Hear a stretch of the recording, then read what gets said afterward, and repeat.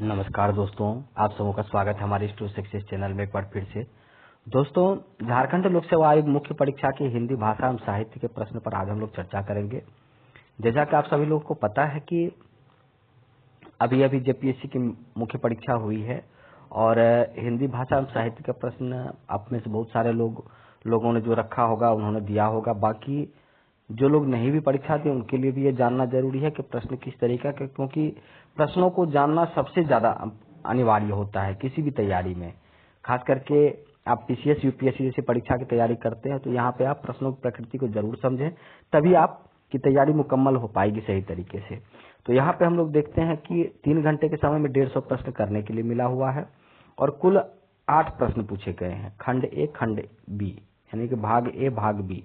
भाग ए में 4 प्रश्न है और भाग बी में 4 प्रश्न है और आपको पहला और 5वां प्रश्न करना अनिवार्य है। उसके अलावा प्रश्न आप कोई भी कर सकते हैं। तो ऐसा ही हमने गेस पहले भी किया था जब हम लोग डिस्कस कर रहे थे झारखंड के स्पेशल जो हम लोग हिंदी साहित्य पे हमने डिस्कस किया था। तो वहां पे हमने डिस्कस किया था किस तरीके का प्रश्न पूछा जाएगा। तो वहां पे तो उसी तरीके का प्रश्न यहाँ पे पूछा भी गया है। बाकी जब हम देखते हैं खंड ए देखते हैं यहाँ पे, तो खंड ए में किस तरीके का खास करके भाषा एवं साहित्य से संबंधित किस तरीके का प्रश्न पूछा गया है। तो पहला नंबर का प्रश्न चूंकि अनिवार्य प्रश्न है, इसमें आपको 7 प्रश्न है कुल। 7 में से 5 आपको करना है, यानी कि 2 प्रश्न छोड़ने की स्वतंत्रता आपको यहाँ पे मिली हुई है कि 2 प्रश्न आप छोड़ सकते हैं, कोई भी 2 प्रश्न, या कि 7 प्रश्न यदि आपको आता है तो जो आप अच्छे से कर सकते हैं तो उन्हें आप लिख डालें। पहला प्रश्न आपको है हिंदी भाषा के क्षेत्र का संक्षिप्त परिचय दीजिए। तो भाषा के क्षेत्र से संबंधित परिचय देना है कि हिंदी भाषा कहाँ कहाँ बोली जाती है, क्या इसका क्षेत्र है, किस तरीके के शब्द संरचनाएं इसमें आई हुई है, किस किस का प्रभाव रहा है। दूसरा प्रश्न है भाषा तथा बोली के अंतर को स्पष्ट कीजिए। मैं बार बार बोलता रहा हूँ कि भाषा एवं बोली को आप अच्छे से पढ़ के जाएं, क्योंकि इसमें बहुत आसान है और ये बहुत ही इंपॉर्टेंट पार्ट भी है, क्योंकि भाषा से ये प्रश्न बनने की हमेशा संभावना रखते हैं, चाहे यूपीएससी दें या पीसीएस दें। समास क्या है, तो समास पर प्रश्न पूछा है, यानी कि सामान्य व्याकरण से भी प्रश्न पूछ दिया है। तो चूंकि सिलेबस में था कि संज्ञा, सर्वनाम, विशेषण, क्रिया, समास, अव्यय, संधि वगैरह पढ़ना है, तो इससे प्रश्न पूछा है, जो कि सामान्य रूप से कोई भी व्याकरण की पुस्तक आप यदि देख लेते हैं तो आसानी से आपसे बन जाता है। उसके बाद अगला प्रश्न है राजभाषा के रूप में हिंदी का महत्व बताएं। तो राजभाषा, राष्ट्रभाषा, संपर्क भाषा, 3 में से एक प्रश्न पूछे जाने की हमेशा संभावना रहती है कि आप कोई न कोई पूछेगा ही पूछेगा। तो यहाँ पे राजभाषा पूछ दिया है। अगला प्रश्न है काव्य प्रयोजन, यानी कि काव्य शास्त्रीय जो परंपरा है या कि काव्य शास्त्र का परिचय है उससे संबंधित प्रश्न यहाँ पे पूछ दिया है। अगला प्रश्न है देवनागरी लिपि की वैज्ञानिकता पर प्रकाश डालिए। तो देवनागरी लिपि की वैज्ञानिकता पे प्रश्न यहाँ पे पूछ दिया है कि क्या उसकी खासियत है, क्या वैज्ञानिकता इसमें है, किस तरह की चीजों को इसमें से हटाया गया है इसको और वैज्ञानिक तरीके से लिखने के लिए। तो उन सारी चीजों पे लिपि से संबंधित डिस्कस करने के लिए ये प्रश्न पूछ दिया गया है। जहां तक 7 नंबर का 5 प्रश्न है, तो लगभग 100 शब्दों में ये प्रश्न एक आपको करना होता है और इसका तरीका यही है कि चूंकि 7 नंबर का प्रश्न है तो 10 एक जीरो बगल में रख दें आप, तो 70 शब्द कम से कम होना चाहिए। उससे ऊपर आप 100 के आसपास तक में आप इसे जरूर लिखें। ऐसा नहीं कि 3-4 पेज लिख दिए, 3-4 पेज लिखने के चक्कर में अगला प्रश्न ही आपका छूट गया। तो सभी को ध्यान में रखें, समय का भी ध्यान में रखने की जरूरत है। ऐसे ही व्यंजना शब्द शक्ति पर एक प्रश्न पूछ दिया गया है, शब्द शक्ति के लक्षण पर। तो यहाँ पे हम यदि 5 प्रश्नों को चुनना चाहें तो कोई भी 5 प्रश्न आप चुन सकते हैं। जहां तक हमने अब तक अपने वीडियोज में डिस्कस किया हुआ है तो उसमें से 5 प्रश्न हमारा आसानी से इसमें से आप लिख पाएंगे। देख सकते हैं आप, वीडियोज में हमने डिस्कस किया हुआ है पहले ही कि कैसे लिखना चाहिए आंसर। विशेष आप देखना चाहते हैं तो आंसर वाले सेक्शन में आप वहाँ पे उस स्पेशल वीडियो को देखें और कि क्या इसमें आप निकाल के लिख सकते हैं इस प्रश्न का उत्तर लिखते समय। अगला प्रश्न है भाषाओं के वर्गीकरण के प्रमुख आधारों की साधारण विवेचना कीजिए।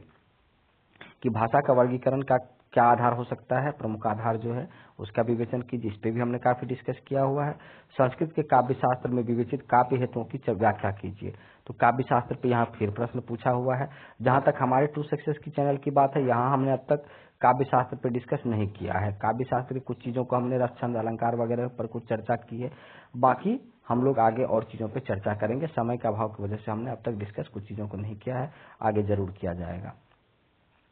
अगला प्रश्न है 3 नंबर का, हिंदी के सर्वनाम, वहाँ समास पूछा, यहाँ सर्वनाम का साधारण विवेचन कीजिए।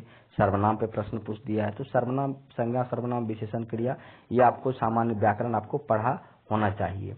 ध्वनि के स्वरूप का स्पष्ट करते हुए उपयोगिता बताए, तो ध्वनि का स्वरूप बताना है, उसकी क्या उपयोगिता है, तो इस पर भी हमने काफी डिस्कस किया हुआ है। बाकी प्रयोजन मूलक हिंदी चूंकि पहली बार पूछा गया है, सिलेबस है फर्स्ट टाइम इस तरह की चीजें, तो यहाँ पे प्रश्न पूछ ही दिया गया है प्रयोजन मूलक हिंदी से, तो उसकी अवधारणा और प्रासंगिकता पर विचार करने के लिए। बाकी अगला प्रश्न है संधि और समास का भेद, परिभाषा दीजिए और उसके अंतर को समझाइए, स्पष्ट कीजिए उदाहरण के साथ में। तो संधि और समास यदि आपको याद होगा, आप दूसरी तीसरी चौथी क्लास में भी पढ़ते होंगे, उसी समय में संधि समास आपने पढ़ा होगा, और यहाँ पे आप कोई भी व्याकरण में देखेंगे तो संधि और समास के अंतर को आप आसानी से समझ पाएंगे। बाकी खंड बी में यदि चलते हैं या भाग बी में चलते हैं, यहाँ पे 5वां नंबर का प्रश्न, ये अनिवार्य प्रश्न, यहाँ भी 7-7 नंबर के 5 प्रश्न आपको करने हैं, तो 7 है टोटल, 5 प्रश्न करें। पहला प्रश्न है साहित्य इतिहास लेखन में विधेयवादी प्रणाली क्या है। विधेयवादी प्रणाली एक्चुअली में थोड़ा सा शब्द ऐसा दे दिया है कि थोड़ा समझने में टेंशन हो सकती है कि इसका मतलब क्या होता है। ये एक वैज्ञानिक दृष्टिकोण की बात करता है। साहित्य का एक उद्देश्य होता है, एक विधेय होता है, यानी कि उद्देश्य और विधेय। उद्देश्य साहित्य का क्या होता है, उसके आधार पर साहित्य इतिहास का लेखन, और विधेय क्या है, यानी कि उसका वैज्ञानिकता क्या है, तर्क क्या है उसके पीछे, है ना, इस तरह की चीजें पे। यानी कि आपने देखा कि कई तरीके का इतिहास लेखन किए गए, कई लोगों ने कई कई तरीके से तरीके अपनाए हिंदी साहित्य के इतिहास लेखन में, और कुछ लोगों ने कवियों पे ज्यादा ध्यान दिया, कुछ ने उसकी रचनाओं को ज्यादा महत्व दिया। तो खास करके जो वैज्ञानिक दृष्टिकोण है, उस दृष्टिकोण की यहाँ पे चर्चा की जानी चाहिए। बाकी आप कंप्लीट चर्चा कर दीजिए, और उसमें थोड़ा सा डिटेल में लिख सकते हैं कि प्रणाली, इस प्रणाली के अंतर्गत में क्या क्या चीजें हमें आनी चाहिए, किन किन कवियों ने क्या क्या महत्व पर बल दिया। उसके बाद हिंदी साहित्य के आदिकाल के अन्य नामों की अनुपयुक्तता पर विचार कीजिए। आदिकाल पे हमने काफी डिस्कस किया हुआ है कि आदिकाल का कई सारा नाम था, चारण काल, वीर गाथा काल, अलग अलग नाम रखा गया, लेकिन वह सारे नाम क्यों अनुपयुक्त रहे, क्यों आदिकाल ही सबसे अच्छा नामकरण माना गया, तो इस पे हमने काफी चर्चा किया हुआ है, डिटेल के लिए आप वहां देख सकते हैं। बाकी संत काव्यधारा की प्रवृत्तियों की चर्चा कीजिए।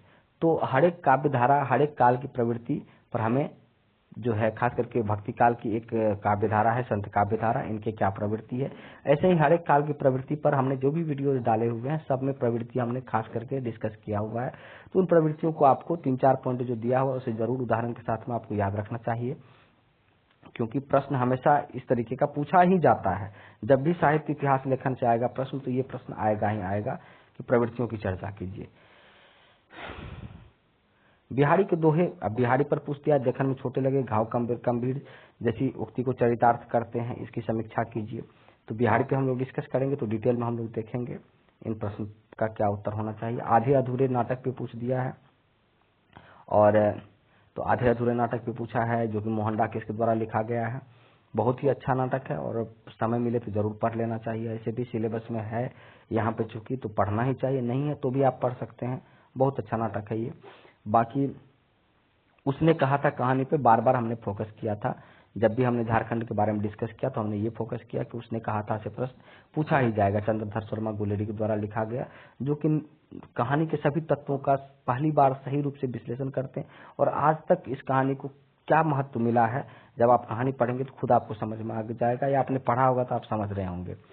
बाकी नई कविता की प्रवृत्ति यहाँ पे, यानी कि प्रवृत्ति वाला 2 प्रश्न आपको पूछ दिया, एक आपको संत काव्यधारा की प्रवृत्ति, एक नई कविता की प्रवृत्ति। तो नई कविता की प्रवृत्ति आपको नई कविता, नई कहानी, इसे खास करके हमें कर लेना चाहिए। कहानी वाले में भी नई कहानी करके रख लेना चाहिए, और नई कविता भी हमें करके। तो नई कविता पे भी हमने कहा था लास्ट टाइम में कि इसे अंत में एक बार जरूर देख लें, क्योंकि ये बहुत ही इंपॉर्टेंट है, और देखिए प्रश्न इसमें से आ ही गया। बाकी यहाँ पे प्रश्न आप देखिए, अयोध्या कांड रामचरितमानस का हृदय स्थल है, तो इसकी जांच कीजिए। तो रामचरितमानस में 2 प्रश्न हमेशा पूछा जा सकता है, जिसकी संभावना बनी रहती है। सुंदरकांड का नामकरण और अयोध्या कांड रामचरितमानस का हृदय स्थल है, इस पर। अगला प्रश्न है आपको कामायनी के आधार पर जयशंकर प्रसाद की नारी दृष्टि का मूल्यांकन कीजिए। जब हम लोग कामायनी पढ़ेंगे तो जयशंकर प्रसाद की नारी दृष्टि का पर भी हम लोग देखेंगे कि क्या क्या महत्वपूर्ण चीजें इसमें है। बाकी हिंदी उपन्यास में महिला आंचल का महत्व बताइए परंपरा में, कि आंचलिक उपन्यास है, इसका क्या महत्व है, इसको लिखने वाले रेणु जी थे। तो सारी चीजों को महिला आंचल से संबंधित पूछ दिया प्रश्न, और महिला आंचल और गोदान हमें दो में था कि दो में से एक प्रश्न पूछेगा, तो महिला आंचल से प्रश्न आया हुआ है। तो ये बहुत अच्छा रहा है कुल मिला के कि यूपीएससी सिलेबस में भी और यहाँ झारखंड में भी प्रश्न, तो जहाँ पे भी महिला आंचल होगा जनरली संभावना रहेगी कि उससे एक प्रश्न आएगा, क्योंकि आंचलिक उपन्यास में सर्वश्रेष्ठ उपन्यास माना जाता है। उसके बाद प्रगतिवाद से प्रश्न आ गया है आपको, छायावाद से नहीं आया, प्रगतिवाद से आ गया, तो ठीक है। देखिए नई कविता से भी आया और यहाँ प्रगतिवाद से भी आ रहा है। तो कहने का मतलब है कि आप महत्वपूर्ण चीजों को करें, साथ साथ कुछ जो अनएक्सपेक्टेड चीजें पूछी जा सकती उसके लिए भी आप तैयार रहें। बाकी हमने सारी चीजों को डिस्कस किया हुआ है वीडियोज में, और प्रगतिवाद तो हमने काफी डाला हुआ है। और अगला प्रश्न है व्याख्या से संबंधित। व्याख्या है, पहला जो है ये पद्य से है, दूसरा गद्य से है, यानी कि कविता से, और अगला कहानियों से।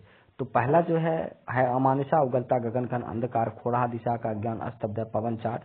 ये आपको याद होगा, ये निराला के राम की शक्ति पूजा से है, और निराला के राम की शक्ति पूजा का हमने काफी विस्तार से डिस्कस पहले ही किया हुआ है। और ये पद्य वाला जो है जय घोष तुम्हारे चारण करेंगे हत्या रक्तपात और अग्निकांड के लिए उपकरण जुटाने में मुझे आनंद नहीं, विजय कृष्णा का अंत पराभव होता है अलक्षेंद्र।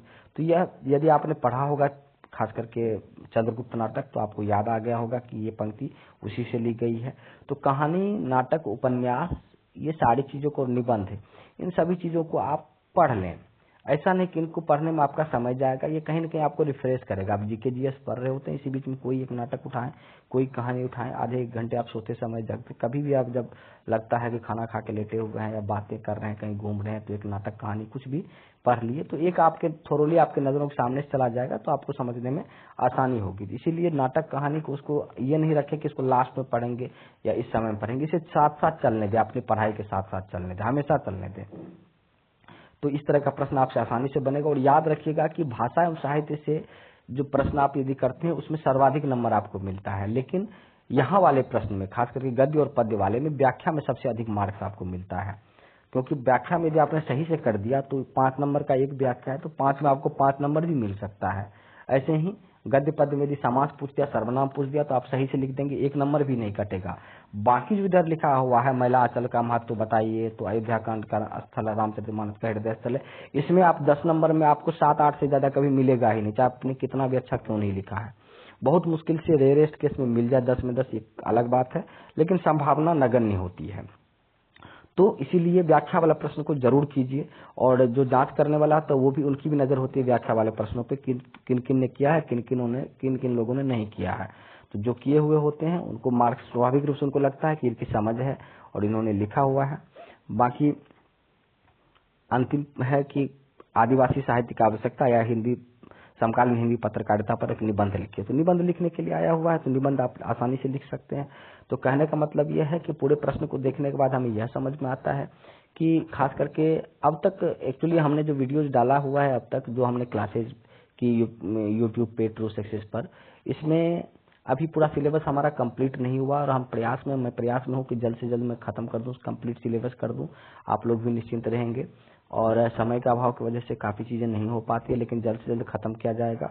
लेकिन जितना सिलेबस हमने डाला हुआ है अब तक में, उसमें से आपने देखा कि 90% क्वेश्चन आपको इसमें से डायरेक्ट आपको आया हुआ है, और जो हमने गेस किया था 90% गेस भी हमारा सही रहा है।